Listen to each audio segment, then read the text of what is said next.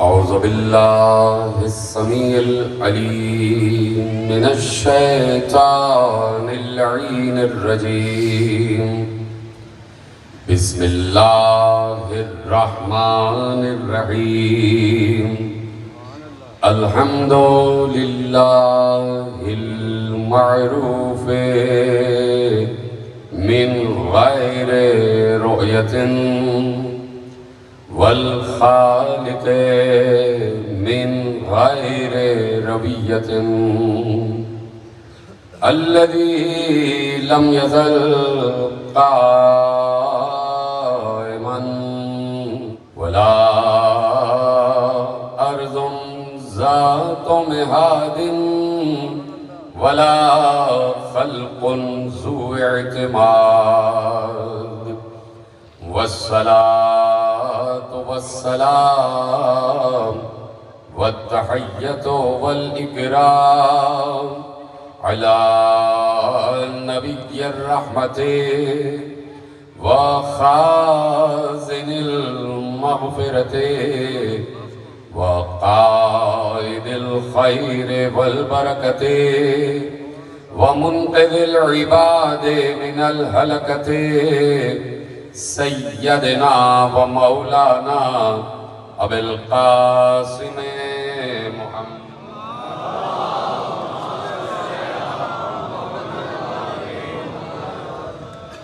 وأهل بيته الطيبين الطاهرين المعصومين المظلومين المنتخبين المنتجبين الذين أذهب الله عنهم الرجس وطهرهم تطهيرا.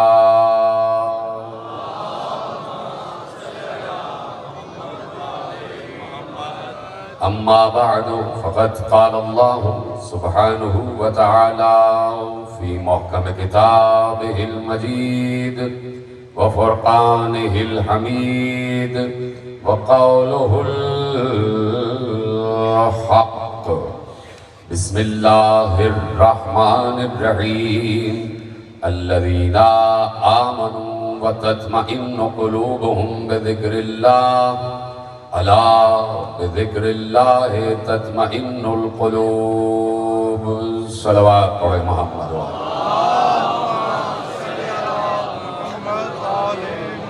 1448 ہجری کے عشرہ ماہ اذا کی مرکزی امام بارگاہ دھوبی گھاٹ فیصل آباد میں آج دوسری مجلس میں ہم اور آپ شریک ہیں.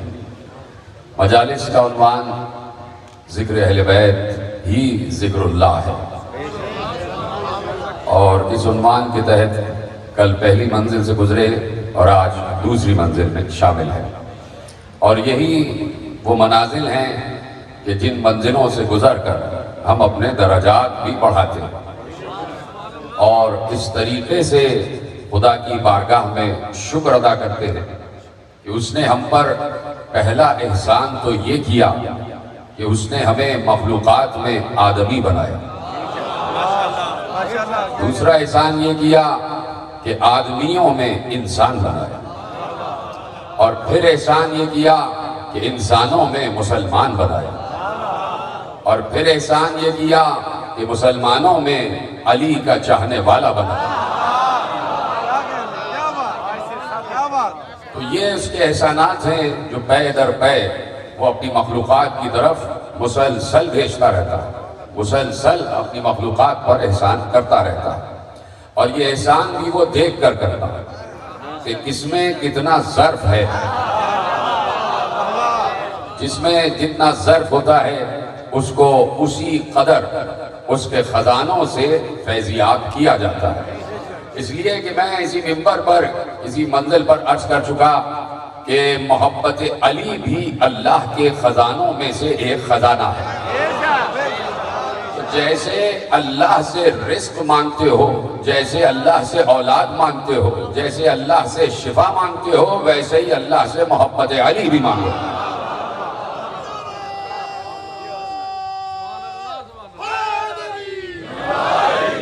اس لیے کہ بار بار اللہ نے قرآن میں ایک لفظ استعمال کیا ہے اور وہ لفظ انسانوں کے بہت قریب ہے، اور وہ لفظ یقیناً جب معاشرے میں راسخ ہو جاتا ہے، رائج ہو جاتا ہے، تو ہر کوئی اپنے آپ کو اس لفظ میں شامل سمجھتا ہے، اور وہ لفظ ہے حق۔ حق یعنی ہم مسلمان ہیں، کلمہ پڑھ رہے ہیں تو ہم اپنے کو حق پر سمجھتے ہیں، اور یقیناً ہم ہی حق پر ہیں۔ لیکن بار بار آپ بھی غور و فکر کی منزل سے گزرتے ہیں کہ اگر آپ کسی مشرک سے یا کسی لا دین سے یا کسی کافر سے یا کسی بت پرست سے پوچھیں، کوئی بت پرستی کر رہا ہو اور اس بت پرست سے پوچھیں کہ کیا تم حق پر ہو یا باطل پر، تو بت پرست بھی کہے گا کہ میں حق پر ہوں، عیسائی بھی کہے گا کہ میں حق پر ہوں، یہودی بھی کہے گا میں حق پر ہوں۔ یعنی ہر مسلک، ہر مشرب، ہر مذہب، ہر دین پر عمل کرنے والا اپنے دین کو، اپنے مسلک کو، اپنے مشرب کو، اپنے مذہب کو حق سمجھتا، اسی لیے وہ اس پر قائم ہے۔ اگر اپنے دین کو وہ باطل سمجھتا تو کب کا چھوڑ چکا ہوتا۔ تو چاہے مشرک ہو، چاہے کافر ہو، اور چاہے مسلم ہو، سب اپنے کو حق پر سمجھتے ہیں۔ اب اس بھری پوری دنیا میں جہاں کروڑوں مذاہب گزرے ہیں اور گزرتے رہیں گے، یعنی جہاں پر بھی کسی نے اپنی فکر کو ظاہر کیا وہ اس کا ایک مذہب قرار پاتا، تو نہ معلوم کتنے مذہب گزر گئے اور نہ معلوم کتنے مذہب آنے والے ہیں۔ اب ادھر آ جائیے کہ جسے ہم اسلام کہتے ہیں، جسے ہم سلامتی کا مذہب کہتے ہیں، جسے ہم خدائے واحد کا طریقہ کہتے ہیں، جسے ہم قادر مطلق کا آئین کہتے ہیں، جسے ہم اس رازق مطلق کا وہ نظام کہتے ہیں کہ جس نظام کے تحت وہ مخلوقات کو رزق دے رہا ہے، اسے اسلام کہا جاتا ہے۔ وہ اسلام دیکھنے کو تو ایک لفظ ہے اور ایک دین ہے، توجہ ہے، اسلام دیکھنے کو تو ایک لفظ ہے اور ایک دین ہے، لیکن جب حقیقی طور پر کوئی اس دور میں چلتا ہوا اسلام میں داخل ہو تو وہ آ کے بڑا پریشان ہو جاتا ہے کہ آ تو گیا اسلام میں، یہاں تو 73 دروازے کھلے ہوئے ہیں، یہاں تو 73 دروازے کھلے ہوئے ہیں، میں کس دروازے سے داخل ہوں، میں کس دروازے سے اس شہر اسلام میں داخل ہوں، اور ہر دروازے پر ایک داروغہ کھڑا ہوا ہے اور وہ آواز دیتا ہے اس دروازے سے آئیے، کوئی کہتا ہے اس دروازے سے آئیے۔ تو دیکھیے یہ جو ایک دین کا سلسلہ ہے اور یہ جو ہمارا مذہب اسلام ہے یہ یقیناً حق مذہب ہے، اور اللہ ہی نے اس کو حق قرار دیا ہے۔ اللہ نے کہا کہ کہو لا الہ الا اللہ، سب نے کہا، 73 کے 73 نے کہا لا الہ الا اللہ، اور لا الہ الا اللہ کا مطلب یہ ہے کہ بتان باطل کو چھوڑ دو۔ 73 کے 73 نے کبھی بھی بتوں کے آگے سر نہیں جھکایا، سب انسان کے تراشے ہوئے بتوں کے خلاف ہے۔ اس نے کہا محمد الرسول اللہ کہو، سارے 73 کے 73 نے کہا محمد الرسول اللہ، اور وہ محمد الرسول اللہ کو خاتم النبیین تسلیم کرتے ہیں۔ 73 کے 73 مصطفیٰ کو خاتم نبوت مانتے ہیں، 73 کے 73 مصطفیٰ کی رسالت پر مجتمع ہے، کسی کو کوئی اختلاف نہیں ہے۔ اس نے کہا نماز پڑھو، تو سب نے نماز پڑھی، سب نے نماز پڑھی اور اپنے اپنے طریقے سے نماز پڑھتے رہے۔ تو ایک بار اللہ نے کہا کہ دیکھو نماز پڑھنا ہے تو کسی ایک طرف رخ کر کے پڑھنا ہے، کسی ایک طرف رخ کر کے پڑھنا ہے۔ ہم نے پوچھا پروردگار سمتیں تو 4 ہیں، مشرق، مغرب، شمال، جنوب، اور تو کہہ رہا ہے کسی ایک سمت، وہ سمت کہ جو کعبے کی سمت ہے، اس سمت کو رخ کر کے نماز پڑھو۔ تو ہم سمجھ گئے کہ 3 کو چھوڑنا ہے اور ایک کو اختیار کرنا ہے۔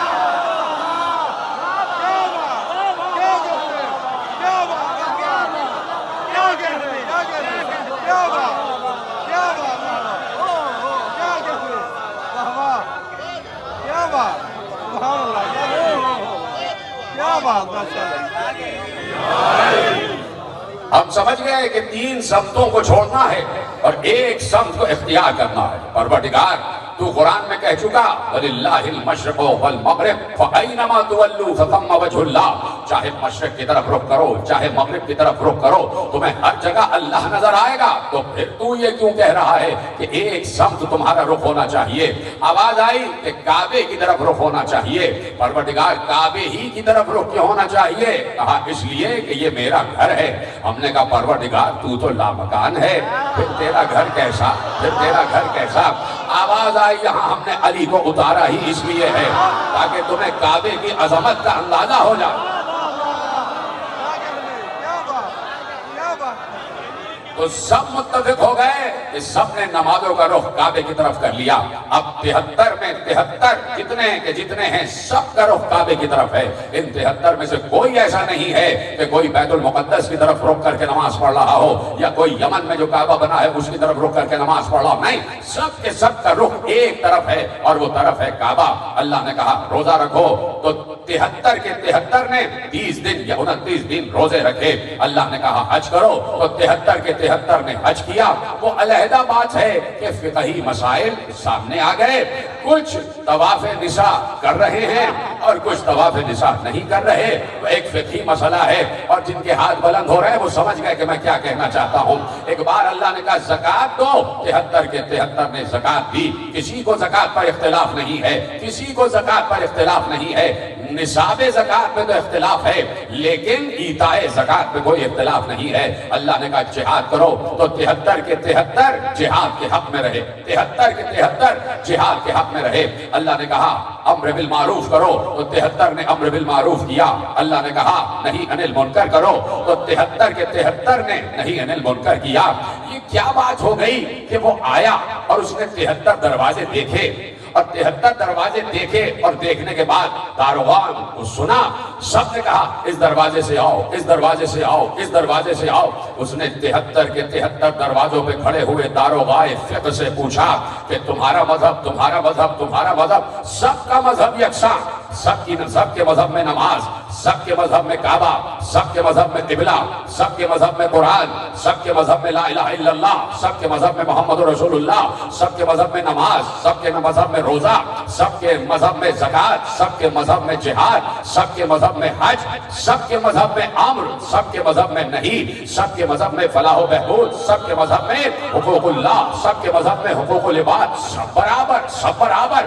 اب وہ سوچ رہا ہے کہ جب سب برابر ہیں تو یہ 73 دروازے کیوں بنے ہیں؟ ایک ہی دروازہ ہونا چاہیے تھا، ایک ہی دروازہ ہونا چاہیے تھا. پھر اس نے غور کیا کہ ان 73 کے 73 میں یہ 73 بنے کیوں؟ تو اس کو ایک حدیث دکھائی دی اور وہ حدیث پیغمبر کی تھی اور وہ حدیث 73 کے 73 کی کتابوں میں درج تھی. من نعن جیسے پیغمبر نے ارشاد فرمایا. پیغمبر کہہ گئے ستفترق امتی علی 73 فرقۃ کلہم فی النار الا واحد. پیغمبر کہہ گئے اب آنے والے کی آنکھ کھل گئی کہ پیغمبر نے کہا تھا کہ میری امت 73 فرقوں میں تقسیم ہو جائے گی، ان میں سے سب کے سب جہنم میں جائیں گے سوائے ایک کے.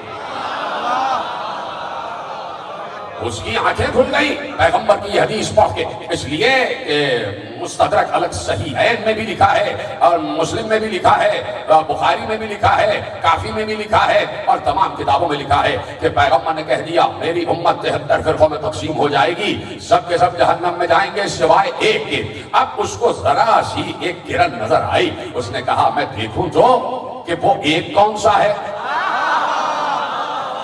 اب اس نے دوبارہ مطالعہ کرنا شروع کیا کہ سب کے سب نماز میں متفق، سب کے سب روزے میں متفق، سب کے سب حج میں متفق، سب کے سب جہاد میں متفق، سب کے سب زکوٰۃ میں متفق، سب کے سب امر بالمعروف میں متفق، سب کے سب نہی عن المنکر میں متفق، سب کے سب حقوق اللہ میں متفق، سب کے سب حقوق العباد میں متفق، سب کے سب لا الہ الا اللہ پر متفق، سب کے سب محمد رسول اللہ پر متفق. پھر غور کیا، پھر غور کرنے میں یہی نتیجہ نکلا کہ سب متفق، سب متفق. اب جب اس نے تیسری بار غور کیا تو اس نے کہا کہ ایک روایت تو سب جگہ موجود ہے اور وہ روایت یہ ہے، وہ روایت یہ ہے کہ من مات ولم یعرف امام زمانہ ماتا میتتن جاہلیہ.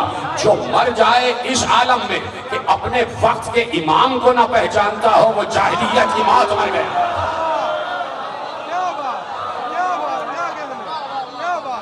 وقت نے کہا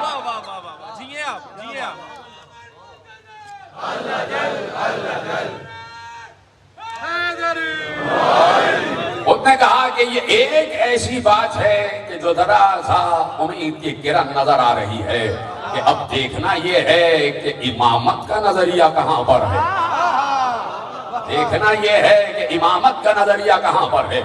اس لیے کہ کہہ دیا، دیکھیے نماز نہ پڑھنے والے کو کافر تک کہہ دیا گیا، روزہ کا انکار کرنے والے کو کافر کہہ دیا گیا، حج کا انکار کرنے والے کو کافر کہہ دیا گیا، لیکن یہاں پر جب لفظ آیا اپنے زمانے کے امام کی معرفت کے بغیر مر جائے تو کہا کہ وہ جاہلیت کی موت مرا۔ اور یہ بات یاد رکھیے کہ جاہل کا کوئی عمل قبول نہیں ہوتا، جاہل کا کوئی عمل قبول نہیں ہوتا، یعنی جسے معلوم ہی نہ ہو کہ اللہ کون ہے اور سجدہ کر رہا ہے، جو جانتا ہی نہ ہو کہ اللہ کا اختیار کیا ہے، وہ قادر مطلق ہے، سجدہ کر رہا ہے، جو پیغمبر کو معصوم ہی نہ مانتا ہو اور محمد رسول اللہ کہہ دے، اس سے بڑا جاہل کون ہوگا؟ تو جاہل کا کوئی عمل قبول نہیں ہوتا۔ اور یہ بھی پیغمبر کے جانشینوں نے ارشاد فرمایا کہ انسان اپنی معرفت کے ذریعے جیسے جیسے اس کی معرفت بڑھتی ہے ویسے ویسے اس کے درجات بڑھتے ہیں۔ تو اب کہہ دیا کہ جو اپنے وقت کے امام کو پہچانے بغیر مر جائے، اپنے وقت کے امام کو پہچانے بغیر مر جائے، وہ جاہلیت کی موت مرا۔ اور آپ جانتے ہیں کہ جاہلیت کے دور میں کیا ہو رہا تھا؟ جیتے رہے سلامت رہے۔ آپ جانتے ہیں کہ دور جاہلیت میں کیا ہو رہا تھا؟ یعنی جو دور جاہلیت عرب کا تھا، اس میں بھی اس معاشرے میں، اس معاشرے کے رہنے والوں میں، ان کے کہیں، ان کے نظام ناقص میں کوئی امام نہیں تھا۔ بڑا احتیاط سے جملہ کہا، جو دور جاہلیت مکے میں گزرا عرب کا، تو ان کو بھی امامت، لفظ امامت سے آشنائی نہیں تھی، ان کو نہیں پتا تھا کہ کوئی لفظ امام بھی ہوتا ہے، اور اس کو پہچانے بغیر انسان مر جائے تو جاہل مرتا ہے۔ تو دور جاہلیت میں جو کچھ ہوتا رہا، تو جو دور جاہلیت والا ہے وہ کبھی بخشا نہیں جائے گا۔ تو کہا کہ اب جب تم اپنے وقت کے امام کو نہ پہچانے تو تم جاہل مر گئے، تمہاری موت جاہلیت کی ہوگی، یعنی تم جاہل و اجہل رہے، تم نے کوئی عمل انجام ہی نہیں دیا۔ تو اب دیکھنا یہ ہے کہ وقت کا امام کون ہے، ادھر رہے سلامت رہے، دیکھنا یہ ہے کہ وقت کا امام کون ہے۔ انہوں نے کہا صاحب کعبے میں ہم نے دیکھا آج سے 50، 100، 200، 300، 400 برس پہلے، یا پیغمبر کے 80 برس بعد، اور ان کے بھی 80 برس بعد، اور ان کے بھی 80 برس بعد، اور ان کے بھی 80 برس بعد، تو ہم نے دیکھا کہ معاشرے اسلامی میں کعبے میں 4 مصلے، اتنی تاریخ آپ کو معلوم ہونی چاہیے کہ ادھر کعبے میں مصلے بنے ہوئے تھے، 4 مصلے تھے، اور 4 اماموں کے 4 مصلے، 4 اماموں کے 4 مصلے، اور ادھر 12 کا 1 مصلے۔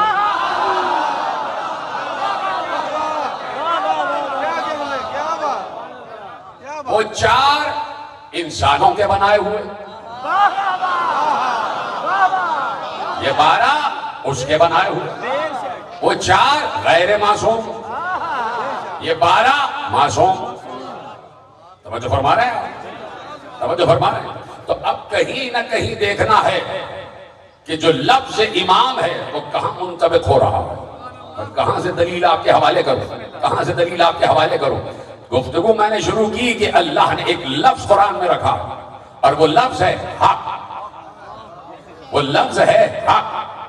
اب آپ دیکھتے چلے جائیے یہ لفظ حق کہاں کہاں آ رہا ہے۔ مجھے اپنے دائرے وقت میں گفتگو کامل کرنا ہے، مجھے حکم دیا گیا ہے کہ اپنے دائرے وقت میں گفتگو کامل کرنا ہے، لہذا بڑی تیزی سے آپ کے ساتھ متصل ہوتا ہوا آگے بڑھوں گا۔ اب دیکھنا یہ ہے کہ لفظ حق کہاں کہاں آ رہا ہے۔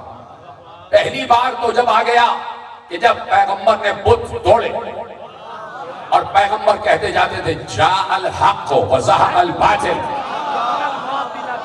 ان الباطل کان زہوقا، حق آ گیا باطل مٹ گیا، اور باطل کو تو مٹنا ہی تھا، یعنی باطل کے مقدر میں مٹنا ہے۔ اور حق کے مقدر میں جاگتے رہنا ہے، حق کے مقدر میں تازگی ہے، حق کے مقدر میں نفوذ ہے۔ کہہ دیا جاء الحق وزہق الباطل ان الباطل کان زہوقا۔ کب کہا؟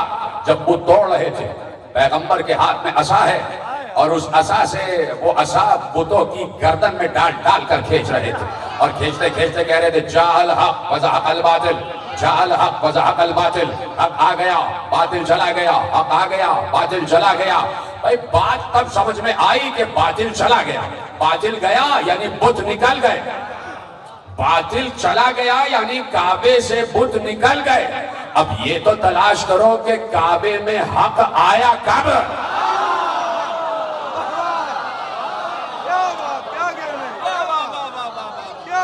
اب یہ تو تلاش کرو کہ کعبے میں حق آیا کب؟ حق آ گیا اور باطل چلا گیا، حق آ گیا اور باطل چلا گیا۔ اسی لیے سنیں گی بات ہے آپ کی، اسی لیے پیغمبر نے 3 بت جو بڑے بڑے تھے ان کے لیے کہا یا علی آپ میرے کاندھے پہ بلند ہو جائیں،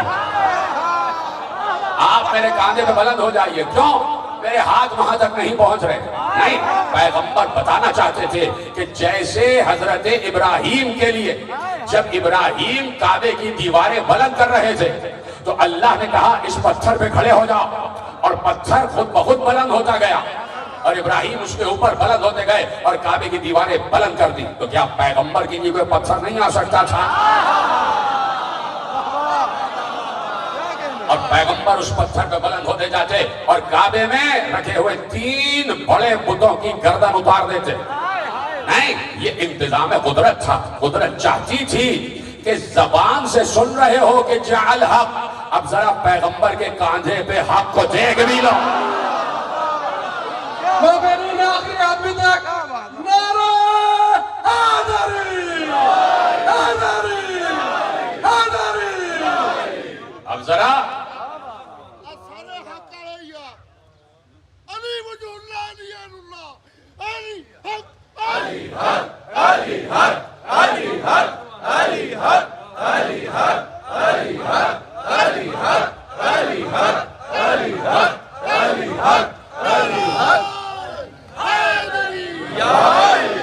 توجہ فرمائی آپ نے؟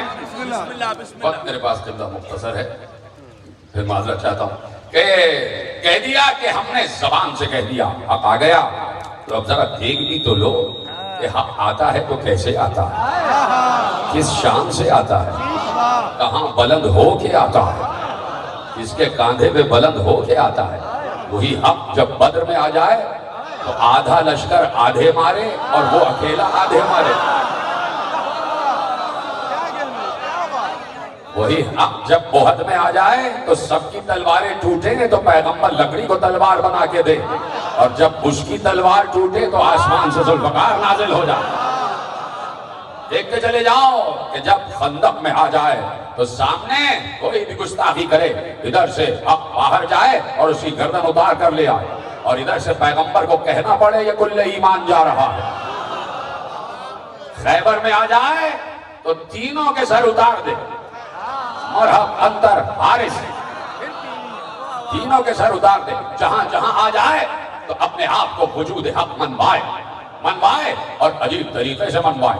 اس لیے کہ میں بڑی تیزی سے آگے بڑھنا ہے، بہت سے گوشے چھوڑ لاؤ، اس لیے کہ قرآن نے بار بار حق کا ذکر کیا ہے، حق کا ذکر کیا ہے۔ کہہ دیا کہ دیکھو یہ جو حق ہے اس کی بڑی لمبی فہرست ہے، اس کی بڑی لمبی فہرست ہے۔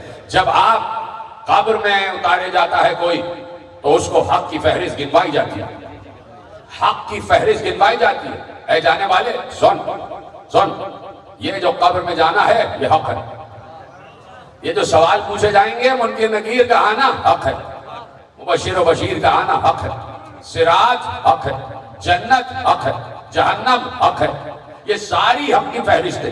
آگے بڑھتی چلی جائیں، آگے بڑھتی چلی جائیں، اللہ کی طرف سے جتنے انبیاء آئے سب حق ہیں، سب حق پر ہے نا، سب حق پر ہے۔ یہاں تک کہ پیغمبر نے کہا کہ رسول بھی حق پر ہے، رسول بھی حق ہے، رسول بھی حق ہے۔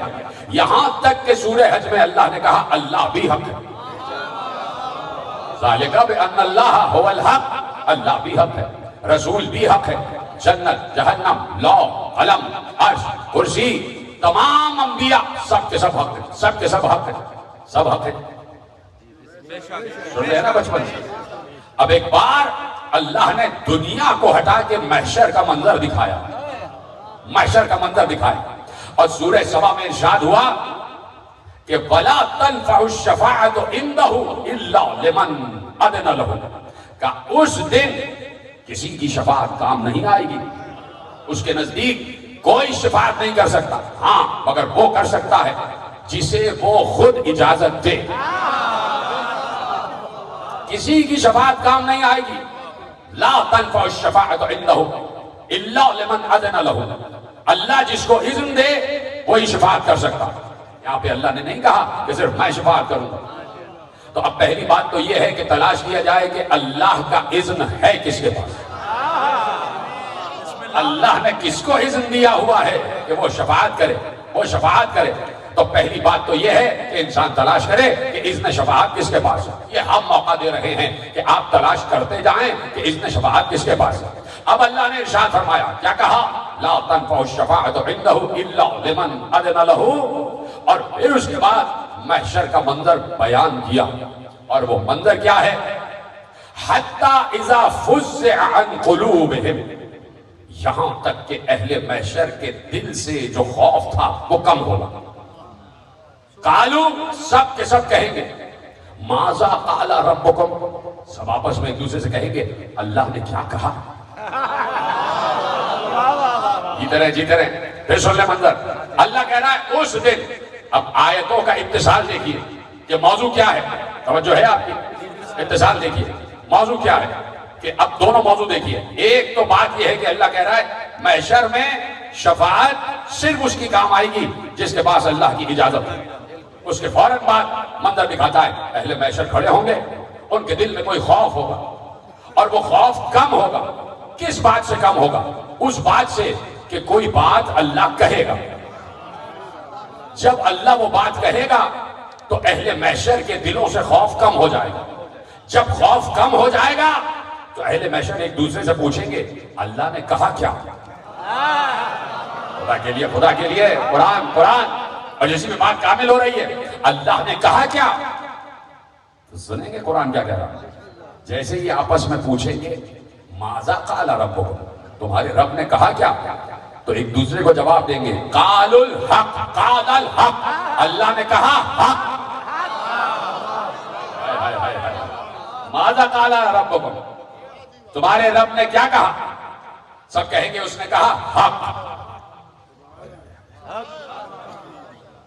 مجھے نہیں پتا کہ بات کیسے آپ تک پہنچے، ابھی نتیجہ دوں گا، لیکن نتیجہ میں روکتا ہوں قرآن کی آیت میں. آپس میں اہل محشر کے دل سے خوف کم ہوا کس بات پر؟ کچھ اللہ نے کہا. اور کیا کہا؟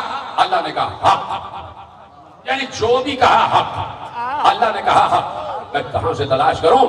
آپ سینکڑوں حدیثیں سن چکے، سینکڑوں تقریریں سن چکے حق کے موضوع پر، اور میں حق کے موضوع پر بھی کافی تقریریں کر چکا. آج ایک نیا انداز لے جاؤ کہ یہ حق ہے کیا، یہ حق ہے کیا. مرزا غالب بہت بڑا شاعر گزرا. لوگ سمجھتے ہیں کہ وہ میں پرست تھا تو ہر میں پرست غالب بن جائے گا. ہر میں پرست معاف کیجیے گا غالب نہیں بن سکتا. میں پرست وہی غالب بن سکتا ہے جو حب علی کی مائے پی رہا ہو. ہر بلا نوش غالب نہیں ہو سکتا، وہی جو حب علی کی مائے پیے وہ غالب ہو جاتا. اور کس لیے غالب ہے؟ کس لیے غالب ہے؟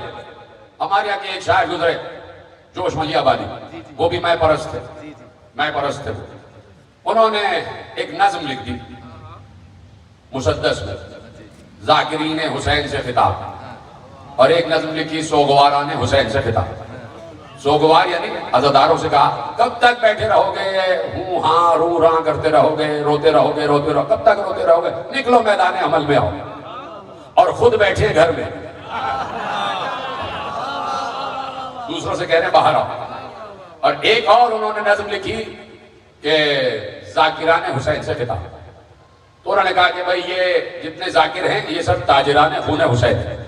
یہ جوش کا دیا ہوا لقب ہے، یہ جوش کا دیا ہوا خیال ہے کہ یہ جو ذاکرین ہیں، جو پیسے لیتے ہیں، جو ہدیے لیتے ہیں، یہ حسین کے خون کی تجارت کر رہے ہیں. سب بڑے خوش ہو گئے، ارے جوش نے کیا کہہ دیا، کیا بات ہے، کیا بات ہے، اور لے کے چل پڑے. ان کو پتہ ہی نہیں کہ تاریخ کیا تھی.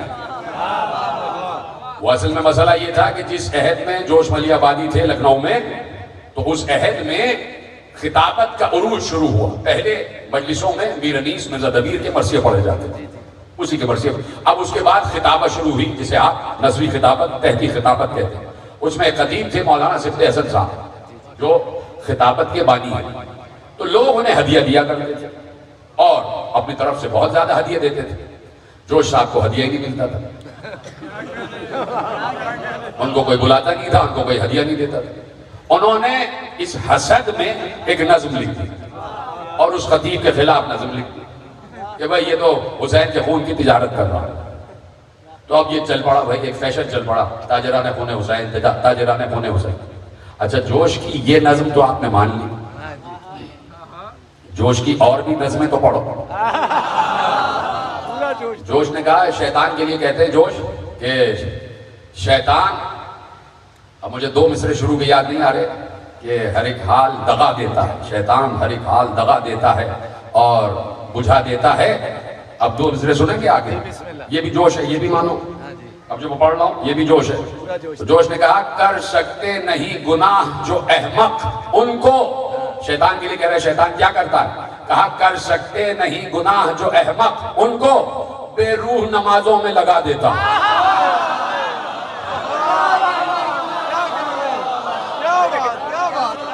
تو یہ بھی جوش ہے بھائی. تو اب نمازیوں کے خلاف بھی تو بات کرو جوش کے کہنے پر کہ جتنے نمازی ہیں سب بے روح نمازیں پڑھ رہے ہیں. ایسا نہیں ہوتا. تو ہر کوئی ہر مینوش غالب نہیں ہوتا، جوش غالب نہیں ہو سکتا.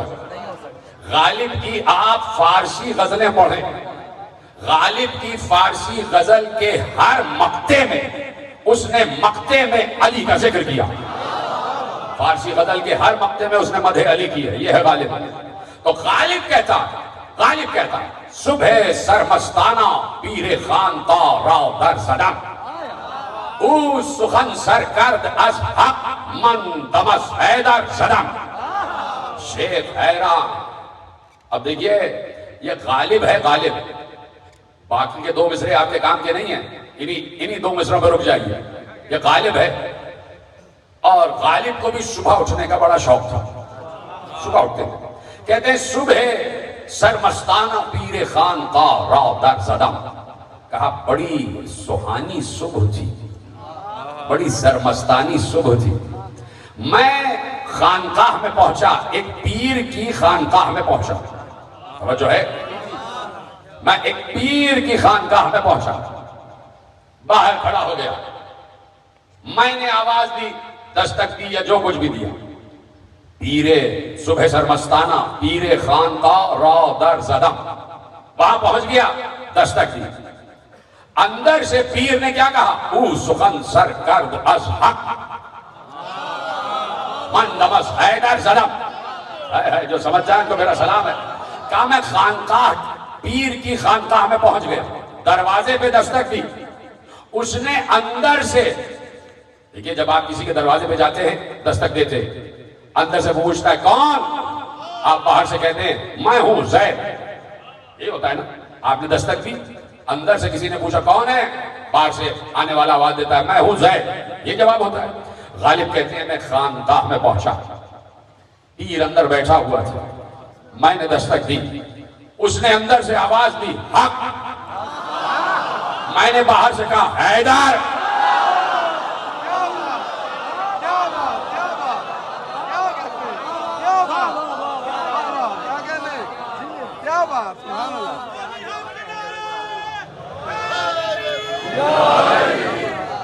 اس نے اندر سے آواز دی حق. میں نے باہر سے کہا حیدر. شیخ حیران مام در کار من و غافل کے من، بوسہا از ذوق پائے خواجہ منبر زدم.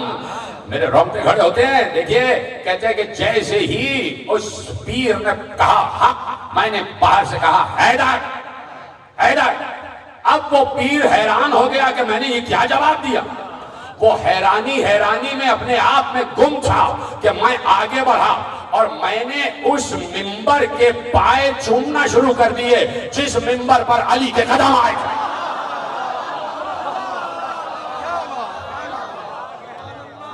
اس منبر پر علی کے قدم آئے تھے تو کیا کہا کہ حق حیدر، حق حیدر ہی تو ہے، حق حیدر ہی تو ہے۔ تو آپس میں کیا پوچھا اہل محشر نے؟ ماذا قال ربکم، تمہارے رب نے کہا کیا؟ قالوا الحق، وہ کہیں گے کہ اس نے کہا حق، وہ کہیں گے، سارے کہیں گے اس نے کہا حق۔ خدا کے لیے قرآن سمجھ لینا، قرآن نے بھی بڑی احتیاط سے کام لیا ہے۔ قرآن نے بھی کچھ ناموں میں کچھ نام شامل کر کے کچھ ناموں کو محفوظ رکھا ہے کہ اگر وہ نام من عن ویسے ہی رکھ دیتا کہ جیسے وہ مشہور تھے تو کوئی نکال ہی نہ دیتا، کوئی نکال ہی نہ دیتا۔ تو ایک بار اہل محشر نے آپس میں ایک دوسرے سے کہا تمہارے رب نے کیا کہا؟ تو آپس میں کہیں گے اس نے کہا حق۔ اب اللہ کہتا ہے فوراً کہا قالوا الحق، اس نے کہا حق، اور حق کیا ہے؟ وَهُوَ الْعَلِيُّ الْكَبِيرُ۔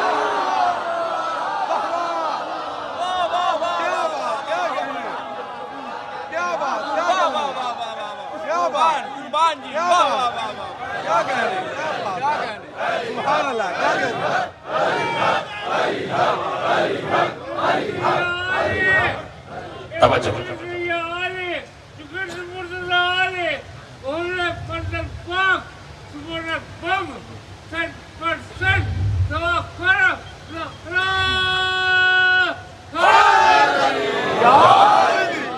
قالوا الحق، اس نے کہا حق، اور حق ہے حیدر، حق ہے حیدر۔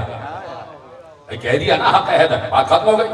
حیدر ہے حق، اور میں نے ابھی فہرست گنوائی کہ حق ہے کیا کیا، حق ہے کیا کیا۔ زمین سے آسمان تک جتنی بھی مثبت قوتیں ہیں سب حق، جتنی بھی مثبت قوتیں ہیں سب کی سب حق۔ کعبہ بھی حق، قبلہ بھی حق، انبیاء بھی حق، لوح بھی حق، قلم بھی حق، عرش بھی حق، کرسی بھی حق، جنت بھی حق، محلات جنت بھی حق، حجابات بھی حق، سرادقات بھی حق، سدرۃ المنتہا بھی حق، قاب قوسین بھی حق، مصطفیٰ بھی حق، اللہ بھی حق، صراط بھی حق، قبر بھی حق، منکر نکیر بھی حق، سوالات قبر میں حق، قبر سے اٹھایا جانا حق، قیامت حق، آدم حق، نوح حق، ابراہیم حق، موسیٰ حق، عیسیٰ حق، لوط حق، ہود حق، صالح حق، یعقوب حق، یوسف حق، اسحاق حق، اسماعیل حق، الیاس حق، ادریس حق، خضر حق، ایوب حق۔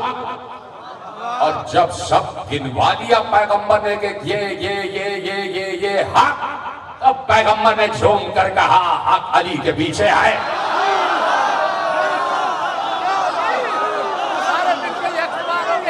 علی حق، علی حق، علی حق، علی حق، علی حق، علی حق، علی حق، علی حق،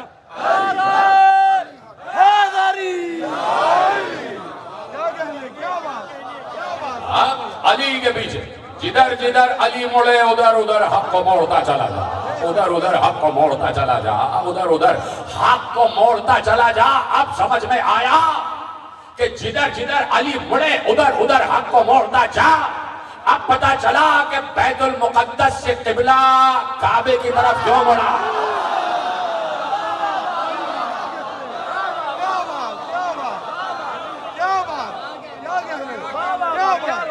جدھر جدھر علی مڑتے جائیں ادھر ادھر حق مڑتا چلا جائے۔ یہ اللہ کا انتظام ہے، اللہ کا انتظام ہے۔ اللہ نے رسول کے ذریعے یہ انتظام کروایا۔ اللہ نے کہا رسول کہہ دو کہ جدھر جدھر علی ادھر ادھر حق۔ کوئی نہ کوئی تو میزان بنتا ہے نا بھائی، تو اللہ نے بھی علی کو میزان بنایا۔ آپ کو پریشانی کیا؟ آپ کو علی سے پریشانی کیا؟ آپ کو علی سے کیا الجھن ہے، کیا پریشانی ہے؟ اللہ کا بنا، اللہ کی بنائی ہوئی میزان ہے علی، اللہ کی بنائی ہوئی کسوٹی ہے علی۔ اللہ نے یہ نہیں کہا کہ جو محمد کا دشمن ہے وہ منافق ہے۔ اللہ نے کہا جو علی سے بغض رکھے وہ منافق۔ یہ اللہ نے کسوٹی بنائی ہوئی ہے، یہ اللہ نے کسوٹی بنائی ہوئی ہے۔ آپ ہائی ویز پہ جاتے ہیں، بڑے بڑے ٹرالر لے کے ان میں منو ٹنوں وزن رکھا ہوتا، تو آپ کو وے اسٹیشن سے گزرنا پڑتا ہے۔ جو کانٹا کہلاتا ہے، وزن کا کانٹا، وہ پورا آپ کو وہاں سے لے کے ٹرالر کو گزرنا ہوتا، اور وہاں سے لے کے گزرنا ہے۔ یہ قانون ہے تاکہ آپ یہ وزن کرا سکے کہ اس میں کتنا وزن ہے. تو اب اس پہ کوئی کہہ دے نہیں صاحب ہم تو اپنا وزن لے کے چلیں گے اور ہم نے وزن کر لیا یہ ہے، تو آپ کا اپنا کیا ہوا وزن قدرت نہیں، قدرت تو بہت بڑی بات ہے، آپ کا اپنا کیا ہوا وزن ملک کا آئین قبول نہیں کرتا. تو جب تمہاری دنیا کے وزن ملک کا آئین قبول نہیں کرتا تو دین کا حق بنانے کا وزن کیا اللہ قبول کر لے گا؟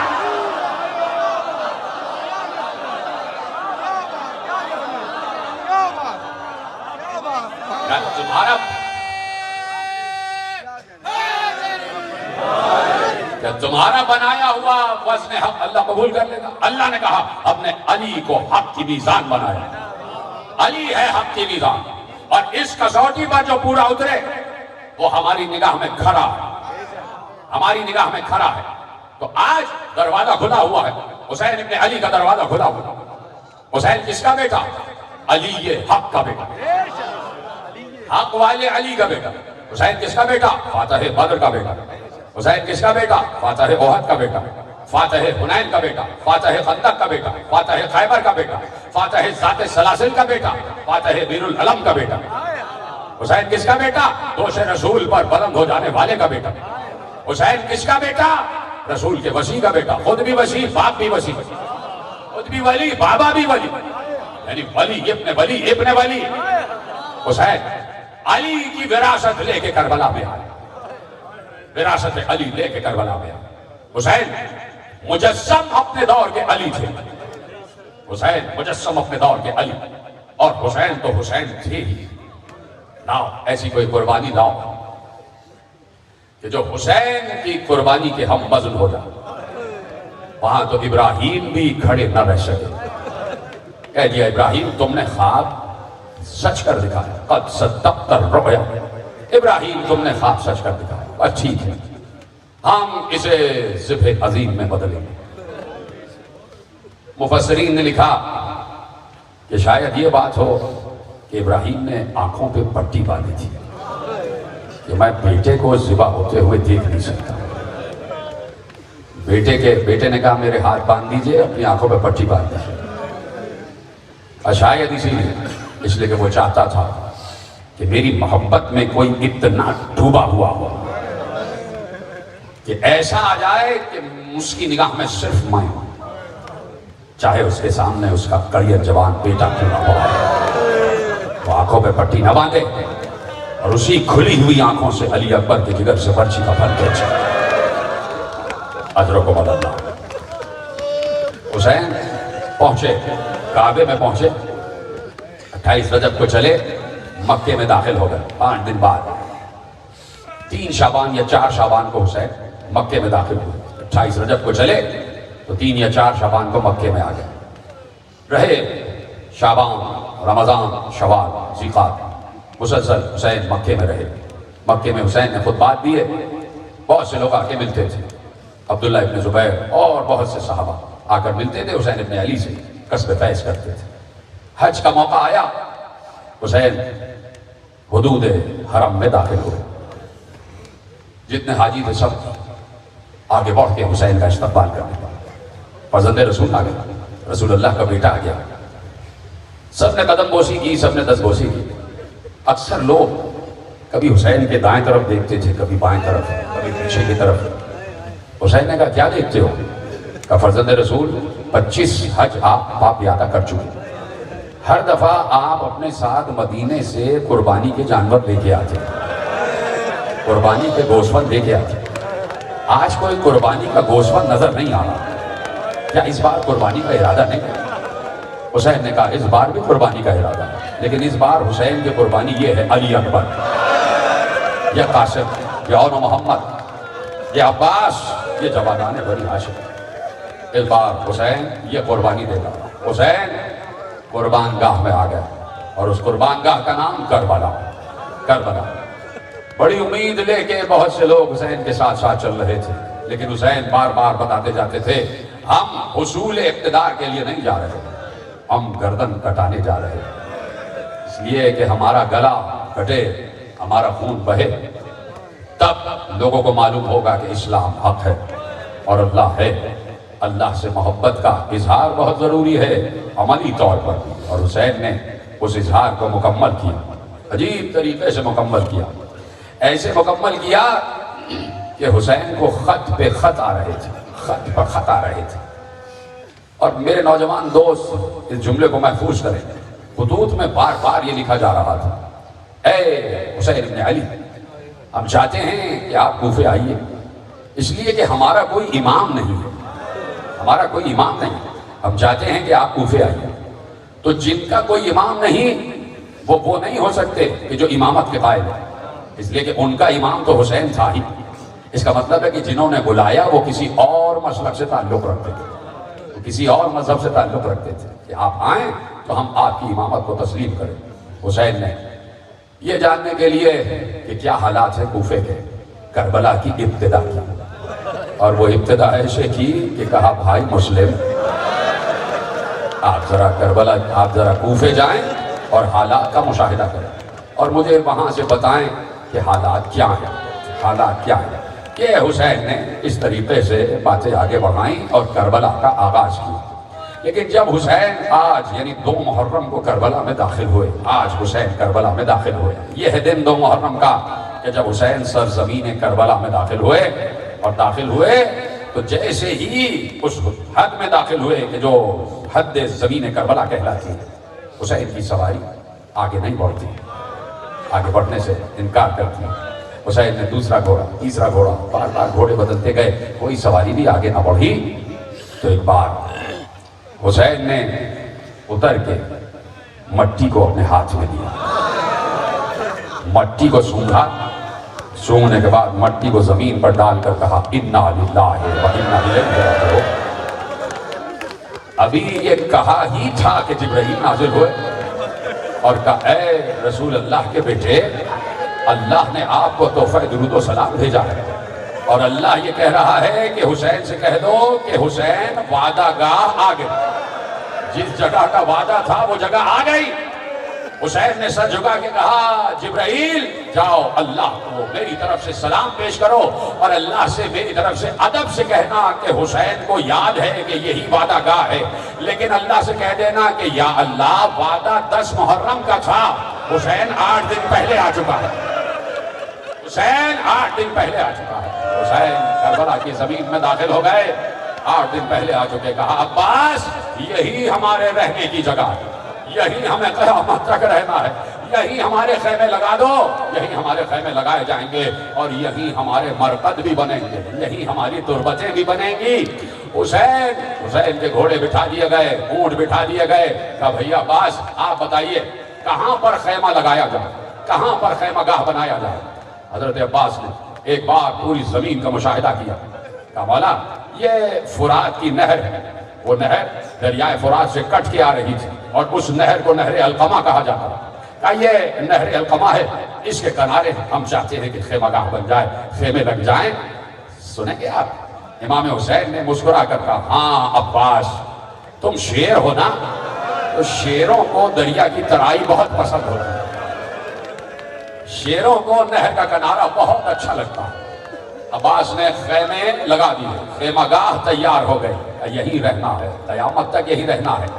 سارا سامان اترنے لگا، سارا سامان اترنے لگا۔ جیسے ہی سواریوں کی جھنکار کی آوازیں بلند ہوئی، دور کچھ لوگ کام کر رہے تھے اپنی کھیتیوں میں، اپنی زمینوں پر، انہوں نے دیکھا ایک قافلہ آ کے رکا ہے اور دریا کنارے رکا ہے، کہا چلو دیکھتے ہیں کون لوگ آئے ہیں۔ دور سے دیکھا کہ کوئی بڑے گھرانے کے لوگ لگتے ہیں، کوئی امیر العمراء گھرانے کے لوگ لگتے ہیں، سواریوں کی شان، لباس کی شان، سب چلے، چلتے چلتے قریب پہنچے تو ایک بار حیران ہو گئے کہ کوئی اور نہیں، سب نے کہا یہ تو ہمارا امام حسین ہے، یہ تو فاطمہ کا لخت جگر حسین ہے، یہ تو علی کا بیٹا حسین ہے، یہ تو رسول کا نواسا حسین ہے۔ ایک بار سب آگے بڑھے، سب نے قدم بوسی کی، سب نے قدم بوسی کی، کہا اے بنی اسد والو تم میں کوئی ایسا ہے جو اس زمین کا نام بتائے؟ کسی نے آگے بڑھ کے کہا اس زمین کا نام ہے غازریہ، کہا اس کے علاوہ کوئی اور نام ہے؟ ایک شخص نے آگے بڑھ کے کہا اسے شط الفرات بھی کہتے ہیں۔ امام نے کہا کوئی اور نام بھی ہے؟ کسی نے آگے بڑھ کے کہا اسے نینوا کہتے ہیں۔ امام نے کہا کوئی اور؟ اب یہ سارے نام حسین لکھوا رہے ہیں، حسین کو سب پتا ہے، لیکن حسین تاریخ میں لکھوا رہے ہیں کہ کوئی اور نام بھی ہے؟ کسی نے کہا اسے ناصریہ بھی کہتے ہیں، غازریہ بھی کہتے ہیں، نینوا بھی کہتے ہیں، شد الفرات بھی کہتے ہیں، سارے نام حسین نے لکھوائے۔ حسین نے کہا کیا کوئی اور نام بھی ہے؟ اب سب چپ ہو گئے۔ بھیڑ کو چیرتا ہوا ایک بزرگ آگے آیا، جس کی کمر جھکی ہوئی تھی، جس کی ابا زمین پہ خط دیتی بھی جائے۔ اس نے کپ کپاتے ہوئے ہاتھوں سے فرزند رسول کو سلام دیا کہ فرزند رسول، اس زمین کا ایک اور نام بھی ہے۔ کہ کیا نام ہے؟ کہ اس زمین کا نام ہے کرب و بلا، اس زمین کا نام ہے کرب و بلا۔ اور وہ کہتا ہے، سنیں گے؟ کہا کہ آقا میں نے سینہ بسینہ ہزاروں برس کی روایت سنی ہے کہ یہ زمین کسی کو راس نہیں آتی، اس زمین سے جو گزرا ہے، جو بھی نبی گزرا ہے، اس کو زخم ضرور لگا ہے۔ آقا یہاں سے آگے بڑھ جائیں گے۔ حسین نے کہا ہم تو آئے ہی اس زمین کو جنت بنانے کے، ہم تو آئے ہی اسی زمین کی تلاش میں۔ بنی اسد والے آگے آ گئے۔ ایک بار حسین نے کہا کیا یہ 4 مربع میل کی زمین مجھے بیچتے ہو؟ سب نے کہا فرزند رسول بیچنے کا کیا سوال ہے، سب آپ ہی کا دیا ہوا ہے، آپ کو ہبہ کرتے ہیں۔ کہ نہیں، میں اسے خریدنا چاہتا ہوں۔ 60,000 درہم میں، 60,000 دینار میں زمین خرید لی۔ زمین خریدی تو کہا فرزند رسول اس زمین کے ہبہ نامے میں آپ کا نام لکھ دیا جائے۔ کہا نہیں، میرا نام نہیں، میرے بیٹے علی اکبر کا نام، کربلا علی اکبر کے نام، علی اکبر کی جائے۔ اور ہبہ نامہ علی اکبر کے نام جب تحریر ہو گیا تو حسین نے وہ ہبہ نامہ واپس کیا بنی اسد کو۔ کہا بس یہ زمین تم ہی رکھو، لیکن شرط صرف ایک ہے، شرط صرف ایک ہے۔ وہ شرط یہ ہے، سنو گے؟ آپ کی آوازیں بلند ہو رہی ہیں تو بلند ہوتی رہے آوازیں۔ آخری جملہ کہنے جا رہا ہوں، کل سے تفصیلی مسائل پڑھوں گا، آپ کی آوازیں بلند ہو جائیں۔ یہ صبح کا وقت عجیب وقت ہوتا ہے، اس وقت تو کوئی ادب سے حسین کہہ دے، خود بخود آنسو آ جاتے، خود بخود آنسو آ جاتے۔ عجیب وقت ہے یہ، اس لیے کہ فجر سے نزدیک ہے نا، اور فجر کا دوسرا نام حسین ہے، سورہ فجر کا دوسرا نام حسین ہے، اسے سورہ حسین بھی کہتے ہیں، سورہ یوسف کو بھی سورہ حسین کہتے ہیں۔ تو اب تمہاری آوازیں بلند ہو رہی ہیں، خدا ان بلند ہوتی بھی آوازوں پر رحم فرمائے۔ کہا اے بنی اسد والو، اب سے کچھ دن بعد یہاں لاشیں پڑے ہوئے ہوں گے، یہاں لاشیں پڑے ہوئے ہوں گے۔ ہاں، اس ہبہ نامے کی قیمت یہ ہے کہ ہو سکے تو ہمارے لاشوں کو دفنا دینا، ہو سکے تو ہمارے لاشوں کو دفنا دینا۔ اور دیکھو یہاں قبریں بنانا، اور تمہارا کام یہ ہے کہ جب بھی کوئی زائر ہماری قبروں کی زیارت کرنے آئے تو 3 دن انہیں مہمان رکھنا۔ 3 دن، کتنا کریم ہے حسین، اپنے زائروں کا کتنا خیال ہے۔ کہا 3 دن انہیں مہمان رکھنا، انہیں کھانا کھلانا، انہیں پانی پلانا۔ بنی اسد کے جوانوں نے سر جھکا دیے، مولا جیسا آپ کہہ رہے ہیں ویسا ہی ہوگا۔ ایک بار حسین مڑے اور مڑنے کے بعد بائیں طرف دیکھا، وہاں بنی اسد کی خواتین ایک ساتھ کھڑی تھیں۔ 2 جملے آخری، ایک بار خواتین کی طرف مخاطب ہو کے کہا اے بنی اسد کی خواتین، اگر کسی وجہ سے تمہارے مرد ڈر جائیں اور وہ یہاں نہ آ سکے تو تم آنا اور کھیتی کرنے کے بہانے ہماری قبریں بنا دینا، ہماری قبریں بنا دینا۔ وہ عورتیں گریہ کرنے لگی۔ اب حسین مڑے کہ جہاں چھوٹے چھوٹے بچے کھڑے ہوئے تھے، ماتم کرو ماتم، جہاں چھوٹے چھوٹے بچے کھڑے ہوئے تھے، حسین بیٹھ گئے، بچوں کا ہاتھ چوم چوم کر کہہ رہے تھے اے بنی اسد کے بچوں، اگر تمہارے بڑے ڈر جائیں اور وہ نہ آئیں تو تم ہی کھیلتے ہوئے آنا اور ایک ایک مٹھی خاک ہمارے تربتوں پہ ڈال دینا۔ ارے میں کہوں گا حسین سب کو وصیت کر دی، ارے زینب بھی سن رہی ہے، سکینہ